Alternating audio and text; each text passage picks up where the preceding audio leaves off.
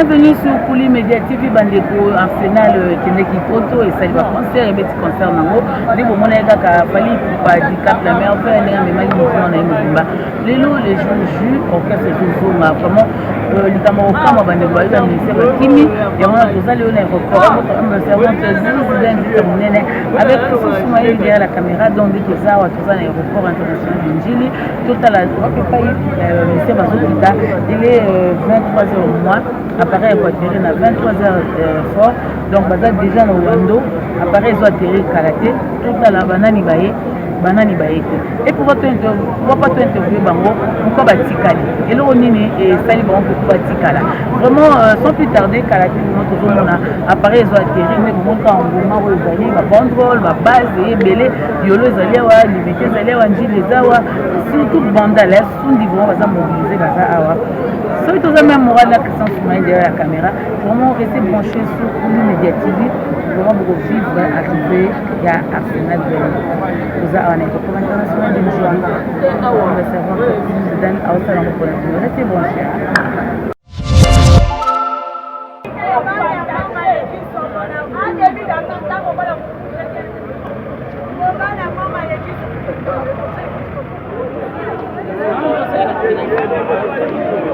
D'accord.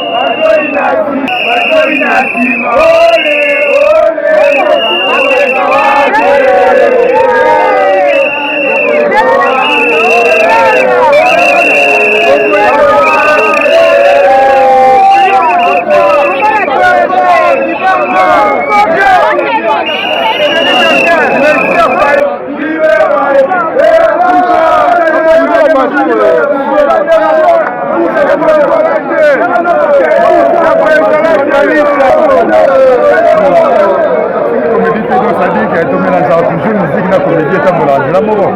ça fallait pour ça pour moi donc tout et puis jeune le collecteur va bien au coup donc so zangi mawato donc ça na donc non parce que l'espoir de ça là moi il n'a pas génération oh il va falloir l'autre rôle là donc makambo fallait le ça en tout cas